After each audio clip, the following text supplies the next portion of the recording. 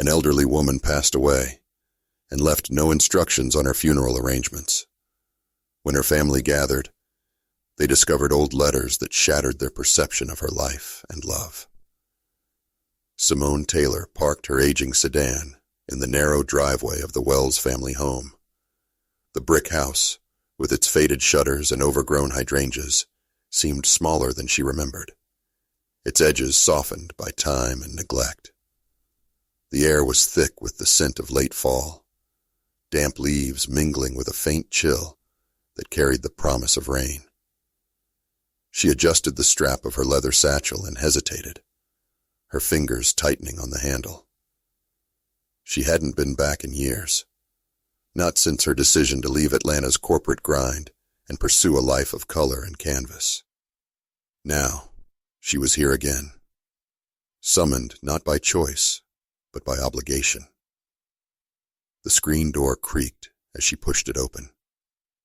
Inside, muted voices carried from the living room, low and restrained, as if even the sound of grief had to be managed. Simone stepped into the foyer, the familiar creak of the wooden floor beneath her feet, stirring memories she had buried long ago. Adrian Holloway, her cousin and the self-appointed leader of all things family-related, turned at her arrival. His sharp suit, perfectly pressed, seemed at odds with the somber mood of the room. He arched an eyebrow. "Nice of you to show up," Adrian said, his tone as cutting as ever. He didn't bother with pleasantries, just swept his gaze over her, pausing briefly at her worn boots. "We were starting to think you'd forgotten." Simone shrugged off her coat and placed it on the nearest chair. "I didn't forget. I just had a few things to take care of first." "Of course," Adrian said, the corners of his mouth tightening. "Well, now that you're here, we can discuss the arrangements. Grandma left us nothing, not a single word. It's inconvenient, to say the least." Simone frowned. "Nothing? No instructions at all?" Adrian shook his head. "Not even a hymn suggestion. It's irresponsible, really. Typical of her, though, leaving everything for the rest of us to clean up." Simone's jaw tightened.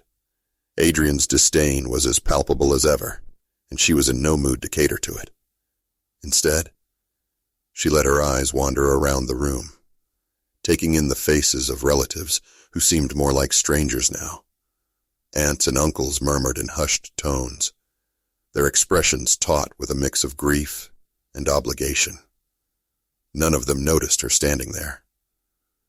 None, except for Aunt Nora, who offered her a faint, tired smile from across the room. Simone returned it before excusing herself to the kitchen, needing a moment to breathe. The kitchen was almost exactly as she remembered it, from the yellowed wallpaper to the mismatched ceramic canisters on the counter. A wave of nostalgia hit her, bittersweet and unexpected. She ran her fingers over the edge of the dining table, her mind replaying snippets of childhood summers spent here with her grandmother. Lydia Wells had always been a quiet woman, reserved but kind in her way. Simone had admired her resilience, even if she never fully understood it. As she opened a cabinet in search of a glass, something caught her eye. A small, unassuming wooden box tucked behind a stack of faded linens. Curiosity sparked. She pulled it out and placed it on the table, her fingers tracing the carved edges before lifting the lid. Inside was a collection of folded letters, each bound with a delicate ribbon. The paper was yellowed with age, the ink faint but legible. The top letter bore a simple inscription, "For my true love." Simone's breath caught. She unfolded the letter carefully, her eyes scanning the elegant, looping handwriting. The words spoke of a love so fierce and consuming, it practically leapt off the page. But what struck her most was the signature at the bottom. Yours, always, Lydia. Her grandmother had written these. 1,000 questions flooded her mind at once. Who were these for? And why had Lydia, a woman known for her stoic demeanor, kept this hidden? Simone barely heard the sound of footsteps behind her, until Adrian's voice cut through the silence. "What are you doing?" She turned, startled, clutching the letter in her hand. Adrian's eyes narrowed as they fell on the box. "Where did you find that?" he demanded, stepping closer. "In the cabinet," Simone replied, her voice steadier than she felt. "What's it to you?" Adrian grabbed the box and rifled through the contents, his expression darkening. "These are private. They shouldn't have been found." Simone crossed her arms. "They're Grandma's, Adrian. If anyone has a right to read them, it's us." Adrian snapped the lid shut and glared at her. "Not everything needs to be dredged up, Simone. Grandma's gone. Let's focus on honoring her, not digging into things that don't concern us." Simone's eyes narrowed. "What don't you want me to find out?" "Drop it," Adrian said, his voice a low warning. "We're planning a service, not an exposé." "Sure." He turned and walked out, the box clutched tightly in his hands. Simone stood frozen for a moment, anger and curiosity warring within her. She glanced at the letter still in her hand, the words blurring as her mind raced. Something told her this was only the beginning. Lydia had left no instructions, but these letters felt like a message waiting to be uncovered. Simone waited until the house had quieted down for the evening, the hum of subdued conversation giving way to silence as the family retreated to their respective corners. She sat at the kitchen table, the letter from Lydia still folded in her hand. Adrian had disappeared with the box hours ago, and she had no doubt he'd locked it away somewhere he thought she couldn't access. But she wasn't about to let him control the narrative. Not this time. The words, "for my true love," echoed in her mind. What had her grandmother been hiding all these years? And why had she chosen to conceal it? Lydia had always been a woman of few words, her life defined by practicality and restraint. Simone couldn't reconcile that image with the raw, unguarded emotion in the letter. Determined, she pulled out her phone and began searching for clues. The letter mentioned a name, Wesley Harmon. The name tugged at something in her memory, though she couldn't place it. A quick search brought up an entry that made her breath catch. Wesley Harmon had been a civil rights activist in the 1950s, a prominent figure in Atlanta's movement for racial equality. He had been arrested multiple times, fought for desegregation, and according to one article, mysteriously vanished in 1961. Simone leaned back in her chair, her mind reeling. Wesley Harmon wasn't just anyone. He was a man who had risked everything for justice. How had her grandmother been connected to him? The implications were staggering. Simone felt a pang of guilt for never asking Lydia about her past, for never probing beyond the surface of the woman who had raised her. Her thoughts were interrupted by the creak of footsteps. She turned to see Nora Fisher standing in the doorway, her face partially shadowed by the dim light. "Can't sleep?" Nora asked, her voice soft but tinged with curiosity. Simone hesitated, then gestured to the seat across from her. "You could say that. There's a lot on my mind." Nora sat down, her expression expectant. Simone unfolded the letter and slid it across the table. Nora read it slowly, her lips tightening as she reached the end. She set the paper down and looked at Simone with an unreadable expression. "I knew there was more to her than she let on," Nora said quietly. "Your grandmother wasn't always the woman you remember. There was a time when she was different. Different how? Simone pressed. Nora sighed, her fingers tracing the edge of the table. Lydia wasn't afraid to push boundaries when she was young. She had this fire in her, a stubborn streak that made her stand out. But after your grandfather, after the way things ended, she changed. Simone's brow furrowed. What do you mean, the way things ended? I thought they were happy. Nora shook her head. Happy? No, not in the way you'd think. They were comfortable, I suppose. But it was a marriage of convenience. Lydia had already lost the man she loved long before she ever met your grandfather. Simone felt a lump rise in her throat. You're saying Wesley was that man? Nora nodded, her eyes heavy with regret. I don't know the full story, but I know she loved him. She never talked about him directly, but there were moments, little things she'd say that hinted at something, someone she'd left behind. I didn't press her. I wish I had. Simone's chest tightened as a wave of emotions crashed over her. Lydia had lived an entire life that none of them had known about. She had loved and lost and carried that weight silently for decades. And now it was up to Simone to uncover the truth. I need to find out more, Simone said, her voice firm. There's something here, something bigger than just her and Wesley. I can feel it. Nora studied her for a moment, then gave a small nod. If anyone can piece it together, it's you. But be careful. Not everyone in this family is going to want you digging into the past. Simone thought of Adrian and his iron grip on the funeral plans. He wouldn't make this easy. But she wasn't about to back down. The next morning, Simone began her search in the attic. It was a cramped, dusty space, filled with the detritus of decades. Boxes were stacked haphazardly, their labels faded or illegible. She pulled out a flashlight and began sifting through the mess, her heart racing with anticipation.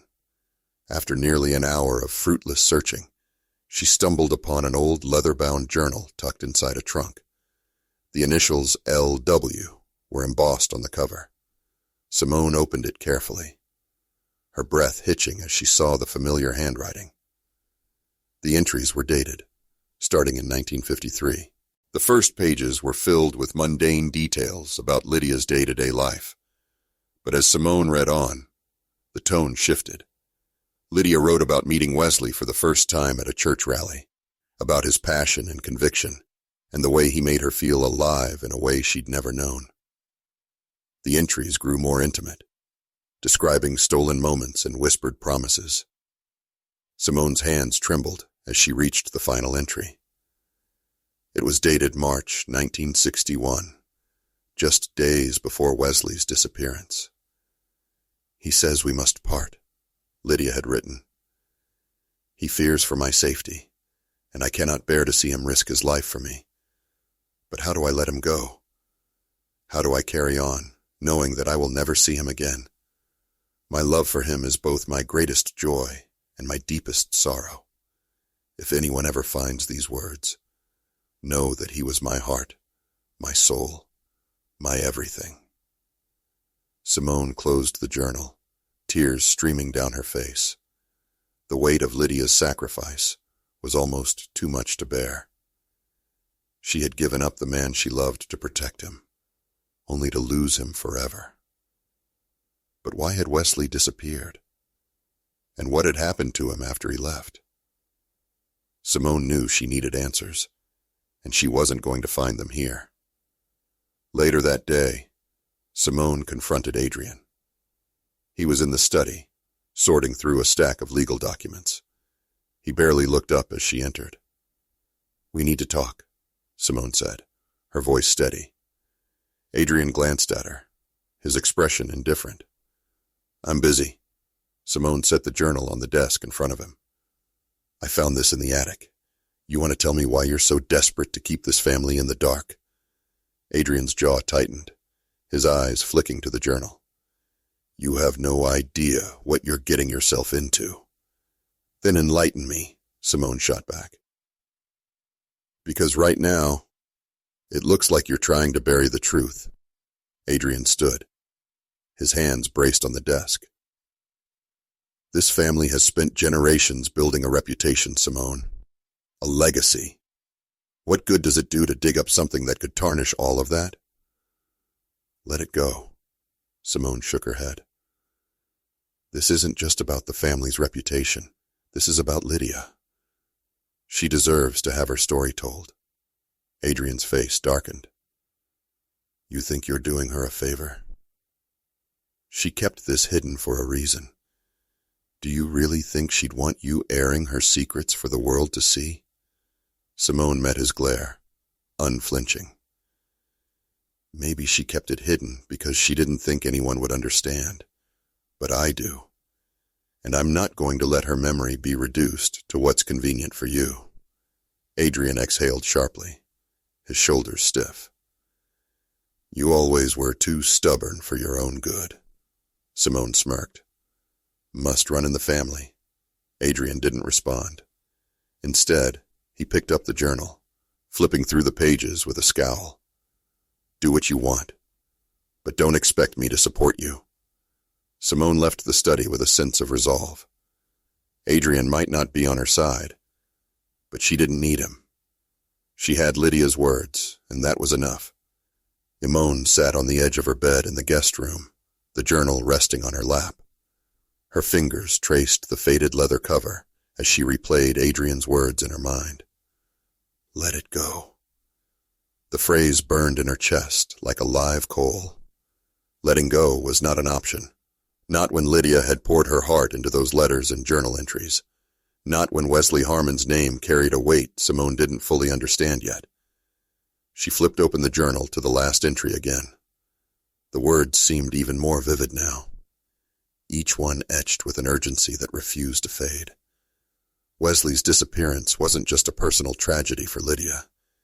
It felt connected to something larger. But what?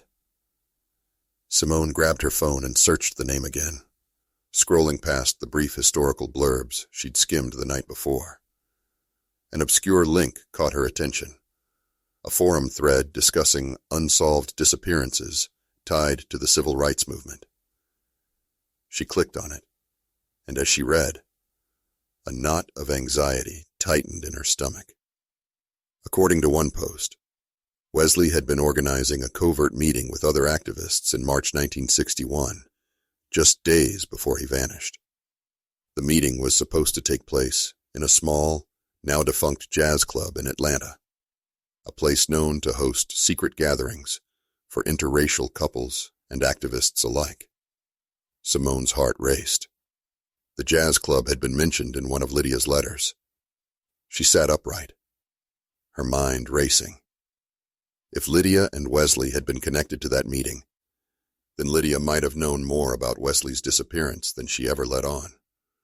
The thought was equal parts exhilarating and terrifying. The next morning, Simone wasted no time. She packed her satchel with Lydia's letters and the journal, determined to retrace her grandmother's steps. The jazz club, the Blue Lantern, had been closed for decades, but its location was still marked on some old maps of the city. A quick stop at the library confirmed the address, a crumbling building in a part of town that had long since been abandoned. When she arrived, the area was eerily quiet, the streets lined with boarded-up shops and graffiti-covered walls. The Blue Lantern was barely recognizable. Its once grand entrance was now a sagging doorway, and the faded remnants of its sign hung crookedly above. But Simone didn't hesitate. She pushed open the door, stepping into the dim, musty interior. The air inside was thick with dust, the floorboards creaking beneath her feet. Broken chairs and tables were scattered across the room, and the faint smell of mildew lingered in the air. Simone pulled out her flashlight and began to explore. Near the back of the room, she found a small stage, its surface covered in debris. Her flashlight beam caught the glint of something metallic, and she bent down to pick it up. It was an old lighter, engraved with the initials WH. Simone's breath hitched. Could it really be his? Her thoughts were interrupted by the sound of footsteps. She froze, her heart pounding as the sound grew louder. A figure stepped into the room, the light streaming through the broken windows, casting long shadows. It was Adrian. "What the hell are you doing here?" he demanded, his voice echoing in the empty space. Simone straightened, clutching the lighter in her hand. "I could ask you the same thing."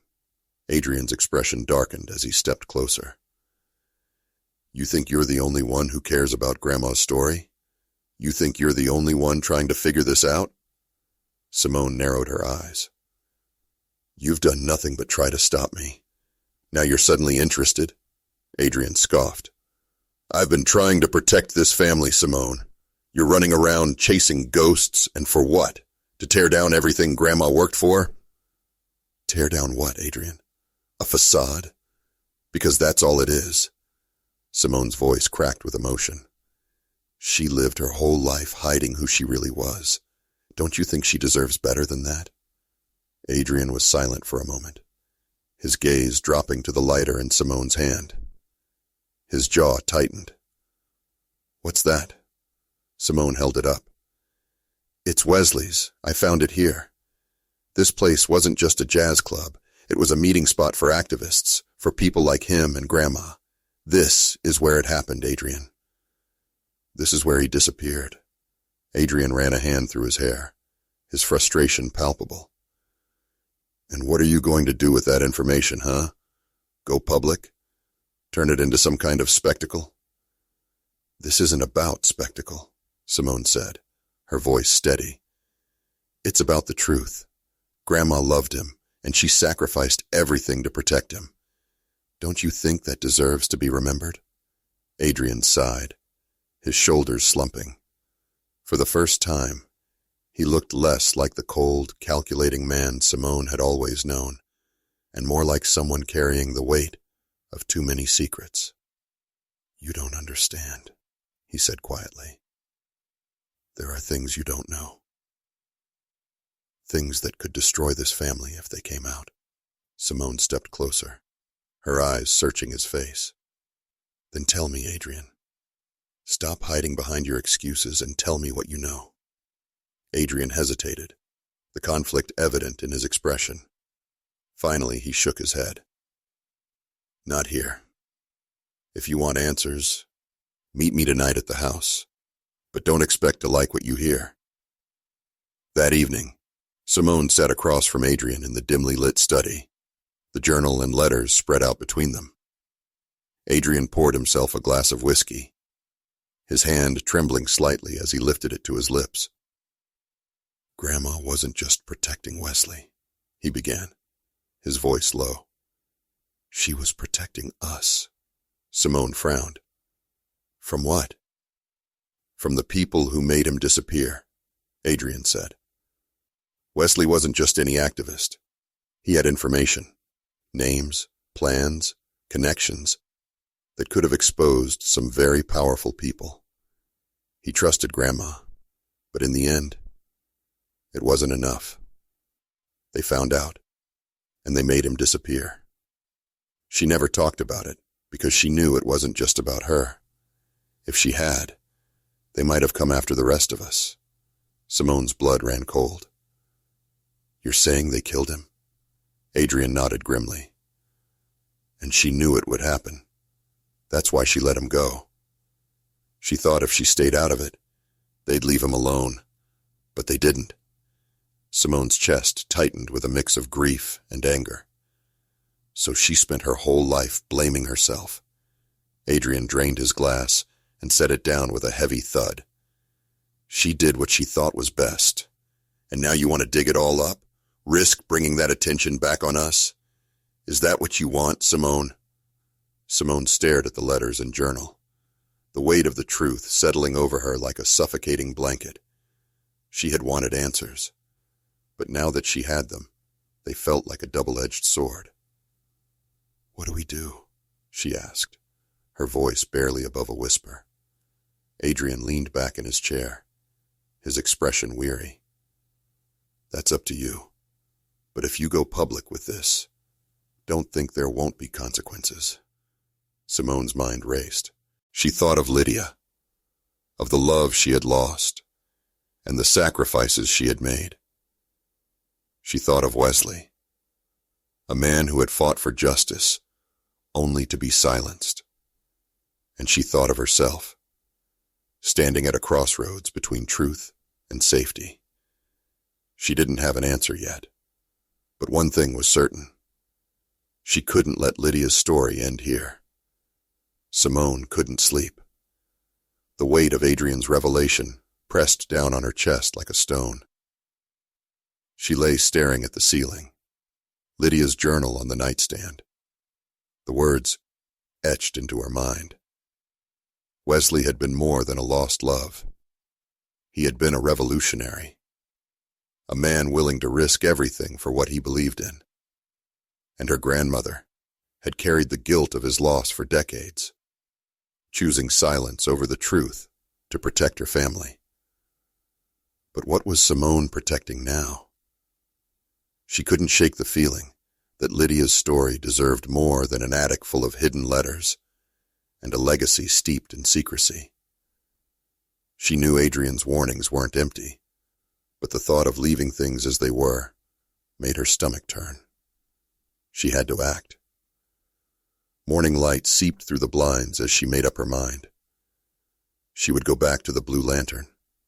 There had to be more there, something she'd missed. By the time she arrived at the dilapidated club, the sun was high in the sky, casting harsh shadows on the crumbling facade. She stepped inside, the stale air carrying the faint scent of mildew and decay. This time, she combed the space more methodically, searching every corner, every crevice. Her flashlight illuminated the peeling wallpaper, the broken chairs, the forgotten remnants of a place that had once been alive with music and hope. Near the bar, her beam caught something out of place, a loose floorboard, slightly raised above the others. Her pulse quickened as she crouched down, prying it loose with her fingers. Beneath it, she found a small metal box, its surface tarnished with age. She opened it carefully, her breath catching as she saw its contents. A bundle of papers, neatly folded, along with a photograph of a young Lydia and Wesley standing arm in arm. They were smiling, their eyes filled with a kind of joy Simone had never seen in her grandmother. The papers were yellowed and fragile, but the writing was clear. They were letters, written in Wesley's hand. As Simone read, a pattern began to emerge. Wesley hadn't just been meeting with activists. He had been compiling evidence against powerful figures in the city. Politicians, business leaders, even members of law enforcement, who had been colluding to suppress the civil rights movement. The letters outlined plans for a public reveal, an event that would have exposed corruption at the highest levels. Wesley had been preparing to blow the whistle, and Lydia had been his confidant. Simone's heart pounded as she realized the magnitude of what she was holding. This wasn't just a love story. It was a ticking time bomb, one that had been buried for over 60 years. But why had Lydia kept these letters? And why here, in this forgotten place? A sudden noise made her freeze. The sound of footsteps echoed from the entrance, followed by the creak of the door. Simone's pulse quickened as she extinguished her flashlight, clutching the metal box to her chest. She peered around the corner, her breath caught in her throat as a figure stepped into view. It wasn't Adrian this time. It was a man she didn't recognize, tall and broad-shouldered, with a hard expression and an air of authority that sent a chill down her spine. The man scanned the room, his eyes sharp and calculating. Simone shrank back, her mind racing. Had Adrian sent him? Or was this someone else? Someone connected to the names in Wesley's letters? She waited, her body tense, as the man moved through the space, his footsteps deliberate and measured. He stopped near the bar, his gaze lingering on the floorboards where Simone had found the box. Panic surged through her. If he found her, if he saw the box, there was no telling what might happen. She edged toward the exit, moving as quietly as she could. But the floor betrayed her with a loud creak. The man's head snapped in her direction, his eyes narrowing as he spotted her. "Hey!" he barked, his voice echoing through the empty club. Simone didn't wait to see what he would do. She bolted, clutching the box as she sprinted toward the door. She could hear his footsteps pounding behind her, growing louder with every second. She burst into the sunlight, her heart hammering as she ran down the street, her mind a blur of fear and adrenaline. She didn't stop until she reached her car, fumbling with the keys as she threw herself inside and locked the doors. The man hadn't followed her out, but she could still feel his presence, a looming shadow that refused to fade. Her hands trembled as she gripped the steering wheel, the box resting on the seat beside her. She had no doubt now. What she had found was dangerous, but that only made her more determined. She couldn't turn back. Whatever Lydia and Wesley had started, Simone had to finish. Back at the house, Simone locked herself in the guest room, her fingers shaking as she spread the letters across the bed. The names Wesley had written were familiar. City officials, business moguls, and even the chief of police at the time. These were men who had wielded immense power, men who would have had every reason to silence Wesley and anyone who stood with him.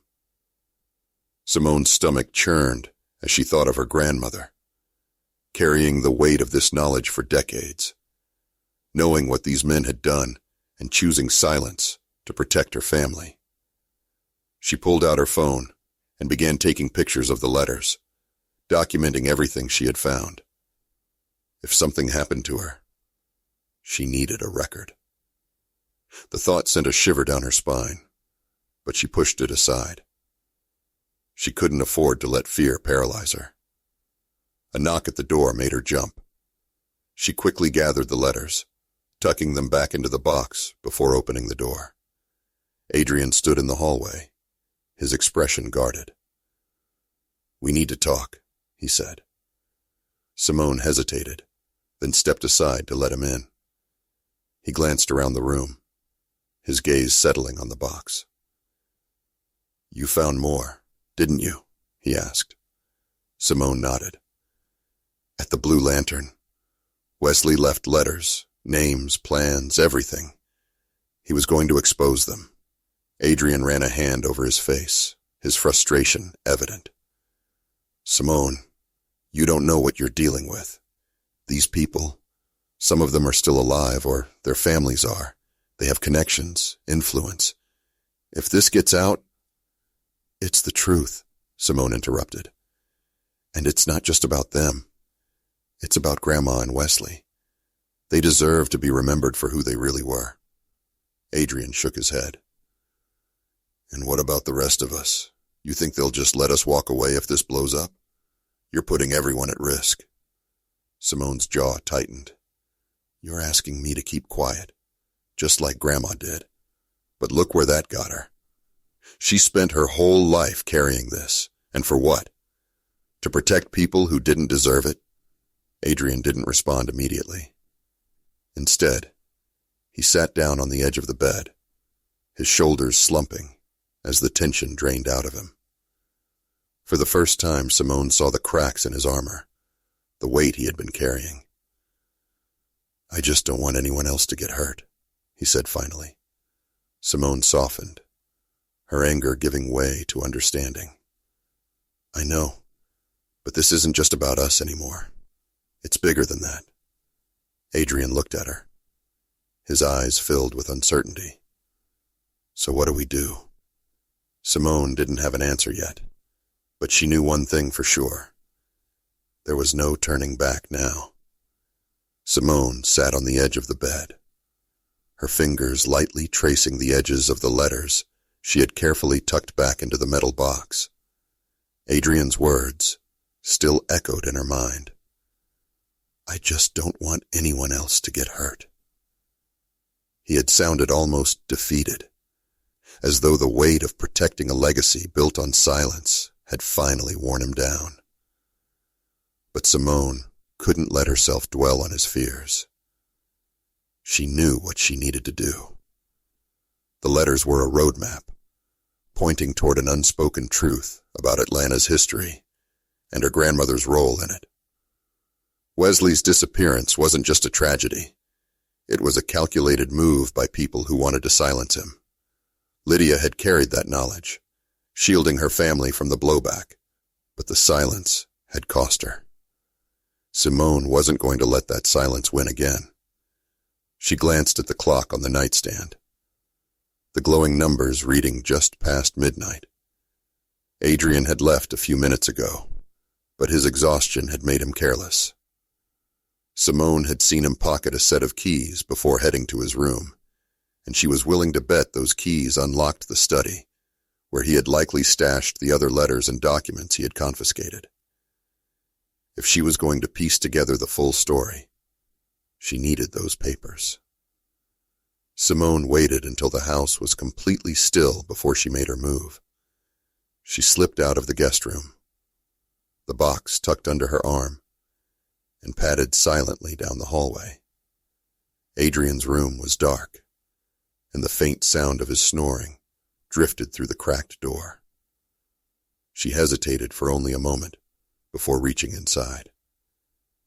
His jacket hung neatly on the back of a chair, the keys glinting faintly in the moonlight. She snatched them quickly and hurried toward the study. The lock clicked open with a quiet groan, and Simone slipped inside, closing the door softly behind her. The air in the study was heavy, the faint smell of old books and leather mingling with the tension thrumming in her chest. She set the metal box down on the desk and began searching through Adrian's meticulously organized files. It didn't take long to find what she was looking for. In the bottom drawer, beneath a stack of legal documents, was another bundle of letters, their edges frayed with age. Simone carefully unfolded the top one, her eyes scanning the familiar handwriting. It was another letter from Wesley, this one addressed directly to Lydia. The words hit her like a punch to the gut. Wesley hadn't just been worried about exposing the men who had colluded against him. He had also suspected that someone close to Lydia might have betrayed them. The letter was vague, but the implication was clear. Wesley believed their plans had been leaked, and the fallout had led to his disappearance. Simone's pulse quickened as she read the final lines. Lydia, if you ever see this, know that I never doubted your love. But trust no one, not even those closest to you. They will protect themselves before they protect us. She set the letter down, her hands trembling. Who had betrayed Wesley, and how much had Lydia known? The questions swirled in her mind, each one more unsettling than the last. She gathered the letters and placed them in the metal box, her resolve hardening. Whatever the cost, she was going to uncover the truth. As she turned to leave, the sound of a door creaking down the hallway made her freeze. Her heart pounded as she extinguished the desk lamp and pressed herself against the wall, clutching the box tightly. Footsteps echoed in the corridor, slow and deliberate. Simone held her breath, willing herself to remain calm. The footsteps stopped outside the study, and the doorknob rattled softly. Simone, Adrian's voice was low, almost a whisper, but it carried an edge of warning. I know you're in there. Simone's grip on the box tightened. She stepped forward, flipping the light back on and meeting Adrian's gaze as the door swung open. His face was pale, his expression a mix of anger and something else. Fear. What are you doing? He demanded, his voice rising. I could ask you the same thing, Simone shot back. Why are you hiding this, Adrian? What are you so afraid of? Adrian stepped into the room, his eyes darting to the box in her hands. You don't understand what you're dealing with. This isn't just some family secret, Simone. People died because of this. Wesley died because of this. Simone's chest tightened. Then don't you think it's time someone told the truth? Grandma carried this burden for her entire life. Do you really think that's what she would have wanted? Adrian ran a hand through his hair, his frustration evident. You don't get it. If this comes out, it won't just be about Grandma or Wesley. These people, some of them are still alive, or their families are. They have power, Simone. Power that can ruin us. Simone squared her shoulders, her voice steady despite the fear twisting in her gut. Then let them try. I'm not afraid of them, Adrian, and I'm not going to let fear keep me from doing what's right. Adrian stared at her, his jaw clenching. For a moment, it looked like he might argue, but then his shoulders slumped. He sat down heavily in the chair, his head in his hands. I just don't want anyone else to get hurt, he said finally, his voice barely above a whisper. Simone felt a pang of sympathy, but it wasn't enough to deter her. I know you're trying to protect us, but this isn't just about us anymore. Wesley fought for something bigger than himself, and Grandma stood by him. We owe it to them to finish what they started. Adrian didn't respond, and Simone took it as a reluctant agreement. She slipped past him, the box clutched tightly to her chest, and returned to her room. She knew she didn't have much time before Adrian changed his mind, or someone else got in her way. The next step was clear. She had to go public, but she couldn't do it alone. She pulled out her phone and scrolled through her contacts until she found the name she was looking for. Chloe Benson, an old friend and investigative journalist. If anyone could help her navigate this, it was Chloe. Simone hesitated for only a moment before pressing the call button. Chloe answered on the second ring, her voice bright despite the late hour. Simone? Wow, it's been a minute. What's up? Simone didn't waste time on pleasantries. Chloe, I need your help. It's about my grandmother and a man named Wesley Harmon. There was a pause on the other end of the line, then a sharp intake of breath. Wesley Harmon? Simone, do you have any idea what you're sitting on?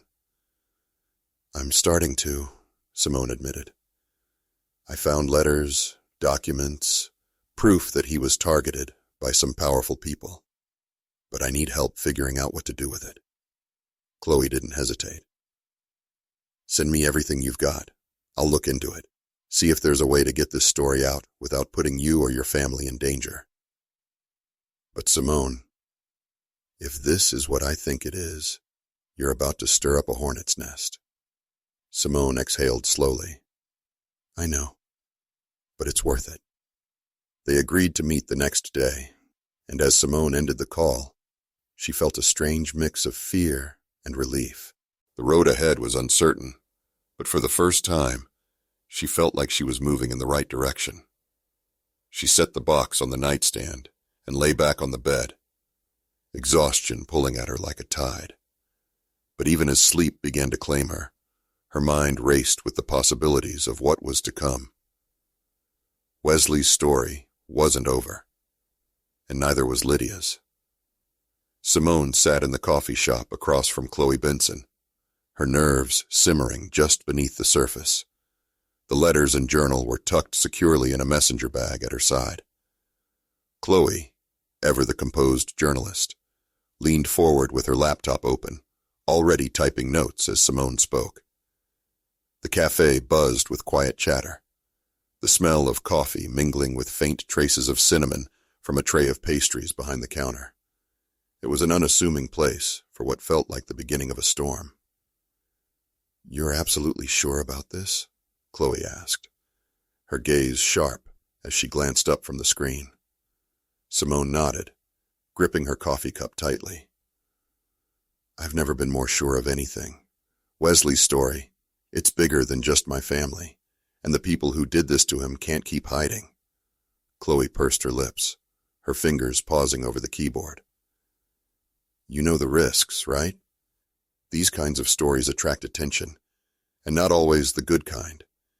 If the names in these letters are connected to anyone powerful today, they won't just let this slide." Simone felt a chill creep up her spine, but she forced herself to hold Chloe's gaze. "I know, but I'm not going to let fear stop me. Wesley and Grandma didn't have the chance to tell their story. I do." Chloe studied her for a moment, then nodded. "All right, let's see what we've got." Simone slid the bag across the table, her hands trembling slightly as she unzipped it and pulled out the letters, the journal, and the photo of Lydia and Wesley. Chloe handled them with care, her journalist instincts kicking in as she scanned the documents. Her brow furrowed as she flipped through the pages, her expression growing more serious with each passing moment. "This is damning," Chloe said finally, her voice low. "These letters name names, people who had everything to lose if Wesley went public. If even half of this is true, it's enough to shake some powerful legacies." Simone felt a surge of vindication, but it was tempered by the weight of what Chloe was saying. This wasn't just a family secret anymore. It was a powder keg, and she was holding the match. "What's the next step?" Simone asked. Chloe tapped her fingers against the table, her mind clearly racing. "I need to verify as much of this as I can. Cross-reference these names with historical records, news archives, anything that connects them to what Wesley was trying to expose. It'll take time, but if we can corroborate this, we might have a case for going public." Simone hesitated. "And if we can't?" Chloe met her gaze. "Then you need to decide how far you're willing to go, because even the attempt could put a target on your back." Simone nodded slowly, her resolve hardening. "Do what you need to do. I'm not backing down." Later that evening, back at the house, Simone found herself pacing the guest room, her thoughts a tangled mess.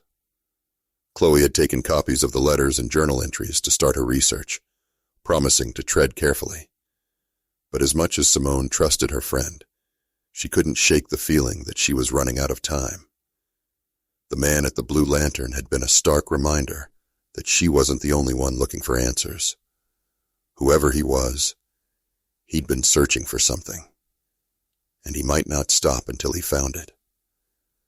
The thought sent a shiver down her spine. She couldn't afford to sit idle while Chloe dug through archives. She needed to do something, anything, to keep moving forward. Her eyes drifted to the photo of Lydia and Wesley, still sitting on the nightstand. She picked it up, studying their faces. Lydia looked so young, so full of life, a side of her grandmother Simone had never known. And Wesley, there was something in his eyes, a quiet intensity that seemed to see right through the lens. It was the look of a man who knew his purpose, even in the face of insurmountable odds. Simone's phone buzzed, snapping her out of her thoughts. She picked it up and saw a text from Chloe. "Found something. Meet me at the office in an hour." Her pulse quickened as she grabbed her coat and bag. Whatever Chloe had found, it was enough to warrant a late-night meeting. Simone slipped out of the house, careful not to wake Adrian or anyone else. The drive to Chloe's office was a blur, her mind racing with possibilities. When she arrived, the small newsroom was nearly empty, save for Chloe's desk, where a lamp cast a pool of light over stacks of papers and an open laptop. Chloe looked up as Simone approached, her expression grim. "This isn't good," Chloe said, gesturing for Simone to sit. "What did you find?" Simone asked, her heart pounding.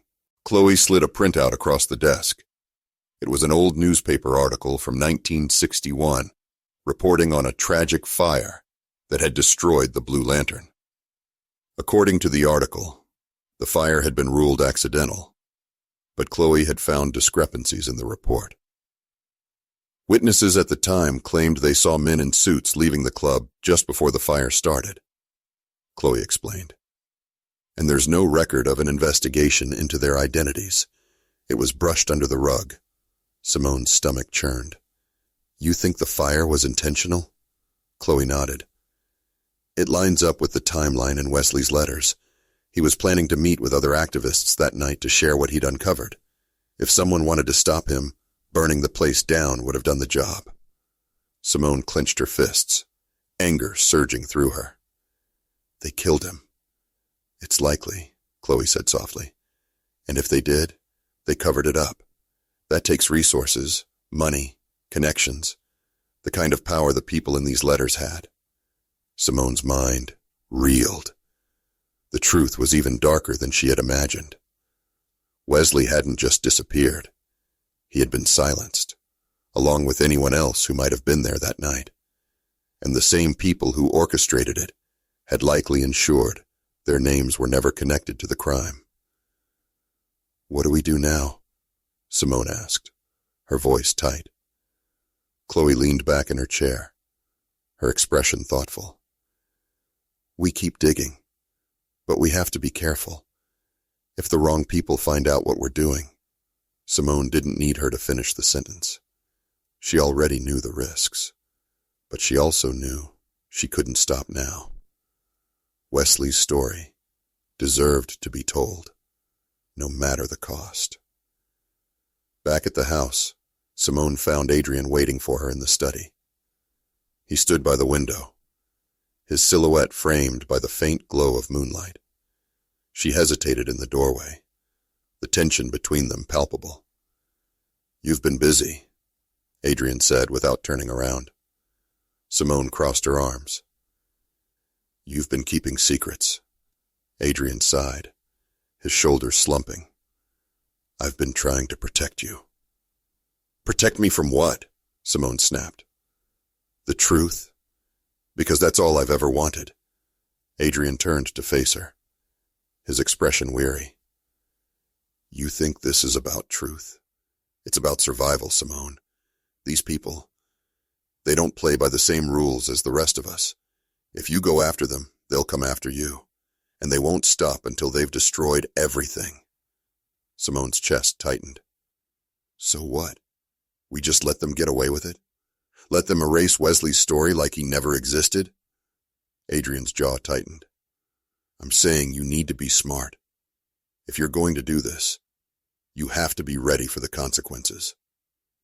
Simone held his gaze, her resolve unwavering. "I am." Adrian studied her for a long moment, then nodded.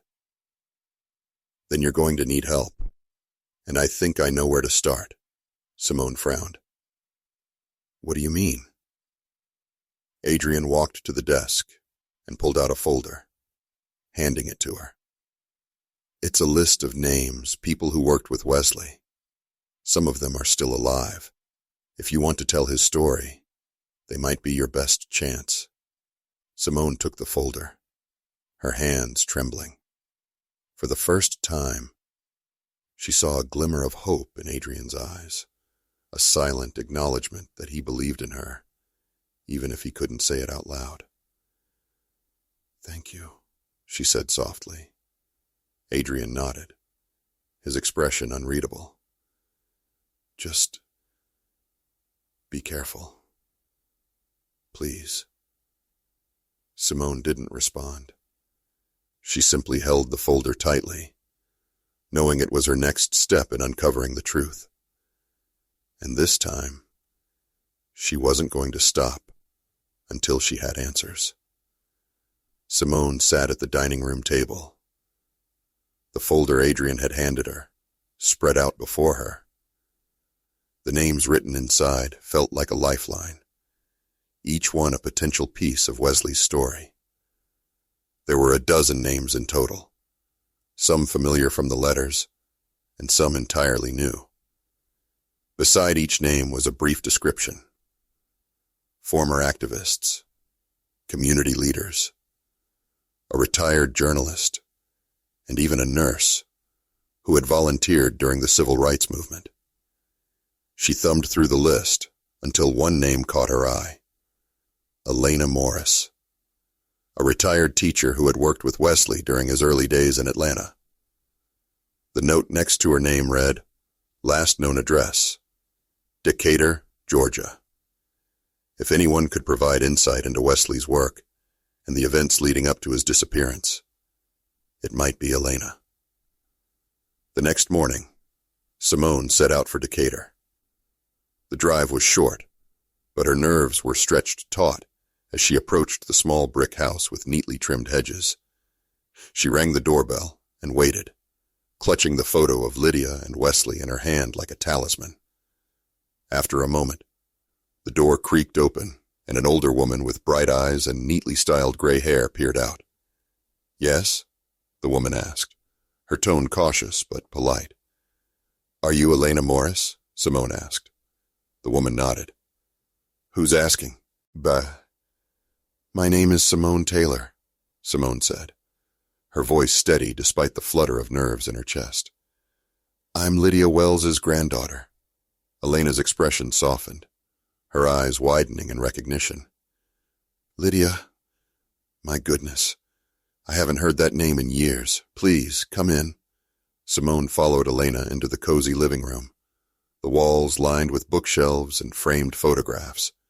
She sat on the edge of a well-worn couch as Elena settled into an armchair across from her.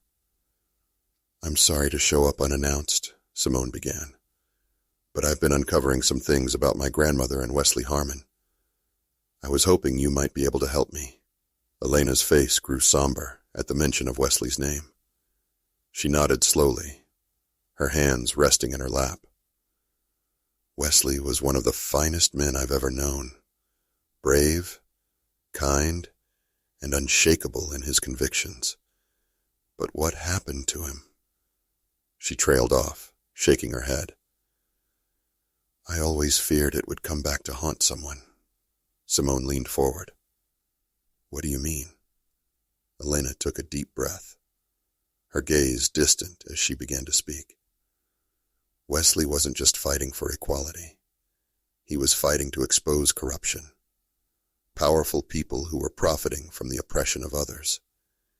He had documents, names, proof of illegal activities tied to some of the wealthiest men in Atlanta, and he was determined to make it public." Simone nodded, the pieces falling into place. "The letters I found, he mentioned a meeting at the Blue Lantern. That's where he was supposed to reveal everything." Elena's face tightened. That meeting was supposed to change everything, but someone betrayed him.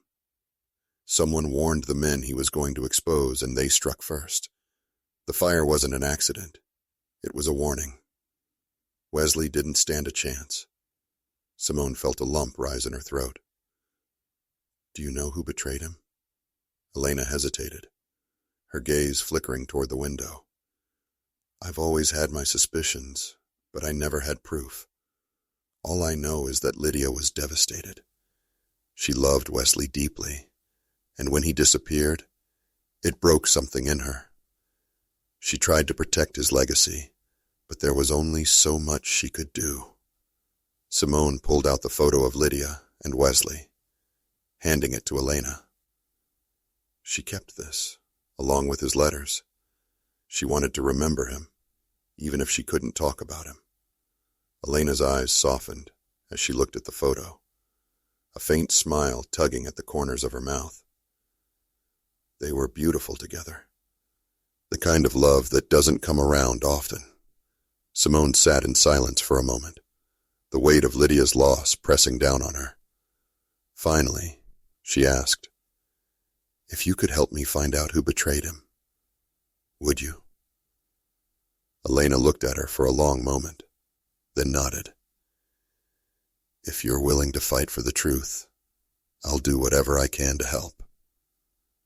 Over the next few days, Simone and Elena worked tirelessly, piecing together what they could from old contacts, archival records, and memories. They uncovered hints of meetings that had been swept under the rug, names that had been omitted from official reports, and patterns of behavior that pointed toward a conspiracy far larger than Simone had imagined. But with every step forward, the shadow of danger loomed closer. Late one evening, as Simone sat in her car outside Elena's house, reviewing her notes, her phone buzzed. It was Chloe. "I've got bad news," Chloe said, her voice tense. "One of the names on those letters, Henry Calloway. He's still alive, and I think he knows we're digging. I've had 2 calls today from blocked numbers, and someone's been asking around about you." Simone's grip on the phone tightened. "What do you mean, asking around?" "I mean, people know your name, Simone. Be careful." Simone's heart raced as she ended the call. She glanced around the quiet street, suddenly hyper-aware of every shadow, every passing car. The implications were clear. Whoever had silenced Wesley was still watching, still protecting their secrets. She turned the key in the ignition and drove back to the house, her mind racing. When she arrived, Adrian was waiting for her in the study, his expression a mixture of relief and frustration. "You're drawing too much attention," he said as soon as she walked in. "Do you have any idea what you're up against?" "I'm finding the truth," Simone shot back. "That's what I'm up against, and if people are scared, then maybe they should be." Adrian shook his head, pacing the room. "You think this is a game? These people don't care about the truth. They care about power, and if you threaten that, they'll crush you." Simone squared her shoulders, meeting his gaze. "They've already crushed enough lives. Wesley, Grandma, I won't let them keep doing it." Adrian sighed, his shoulders slumping. "Then you'd better be ready for what's coming." The next morning, Simone received an unexpected call. The voice on the other end was low and measured, unfamiliar. "Ms. Taylor," the caller said, "I hear you've been asking questions. I'd like to meet." Simone's stomach churned, but she forced her voice to remain steady. "Who is this?" "Someone who knows the truth. But if you want answers, you'll come alone." The line went dead before Simone could respond. She stared at the phone, her mind racing. It was a risk, but it might also be her best chance to uncover the final piece of the puzzle. She told no one as she prepared to leave. Not even Adrian. The meeting place was a desolate park on the edge of the city, its benches weathered and graffiti covered. Simone parked her car and approached cautiously, scanning the area for any sign of a trap. A man stepped out of the shadows, his face partially obscured by a wide-brimmed hat. He looked older, his movements deliberate as he approached her. "You're Lydia's granddaughter," he said, his tone more statement than question. Simone nodded. "And you are?" "Someone who owed Wesley a debt. I couldn't save him, but I can tell you who betrayed him." Simone's breath caught. "Who?" The man hesitated, his gaze dark. "It was someone close to him, someone who thought they were doing the right thing." Simone's heart sank as the pieces clicked into place. "Lydia." The man nodded. "She warned them, hoping it would scare them into backing down. She didn't know they'd take it so far." Simone staggered back, the weight of the revelation hitting her like a blow. Lydia's silence, her grief, it all made sense now. She hadn't just lost Wesley. She had carried the guilt of his death, a guilt that had shaped the rest of her life. The man placed a hand on her shoulder, his grip firm. Wesley believed in forgiveness. Maybe it's time you did too. Simone nodded slowly, tears streaming down her face. Lydia's story wasn't what she had expected, but it was hers, and it deserved to be told. And Simone would make sure the world heard it. Simone stood at the podium, her hands steady despite the storm of emotion swirling inside her. The room was packed, the faces of journalists, community members, and even some of her family, reflecting a mixture of curiosity and tension. Behind her, the screen displayed photos of Wesley Harmon and Lydia Wells, their smiles frozen in a moment of love and hope that had been stolen from them. She took a deep breath, her voice firm as she began. This is a story of love, sacrifice, and courage. A story that has been buried for too long. Simone recounted everything she had discovered. Wesley's work, the betrayal that had sealed his fate, and Lydia's lifelong grief. She spoke not to expose scandal, but to honor the truth. The names from Wesley's letters were carefully omitted, but the weight of the systemic injustice he had fought against was laid bare. The audience listened in rapt silence, the gravity of the story sinking in. When she finished, the room erupted into applause, but Simone's gaze lingered on her family in the front row. Adrian nodded, his expression solemn but approving. Aunt Nora wiped away tears, her hand clutching a tissue. For the first time, Simone felt like she had done right by Lydia and Wesley. Their story would no longer be forgotten. As the crowd dispersed, Chloe approached, her smile one of pride and relief. You did it, Simone. You gave them a voice. Simone nodded, her heart lighter than it had been in weeks. It's just the beginning. Their legacy deserves to be more than a memory. It deserves action. Chloe placed a hand on her shoulder. And you've made sure that will happen. Later that evening, Simone returned to her grandmother's house. She stood in Lydia's old kitchen, the faint smell of lavender lingering in the air.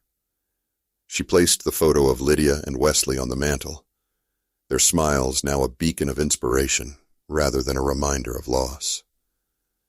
She whispered softly, You can rest now, Grandma. I promise your story won't be forgotten.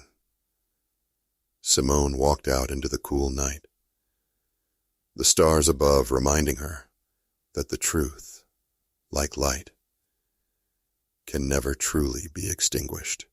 You've made it to the end. If you enjoyed this story, I am confident that you'll love the next one appearing on the screen now. Don't forget to subscribe to the channel, and please give this video a like. I'll see you in the next one.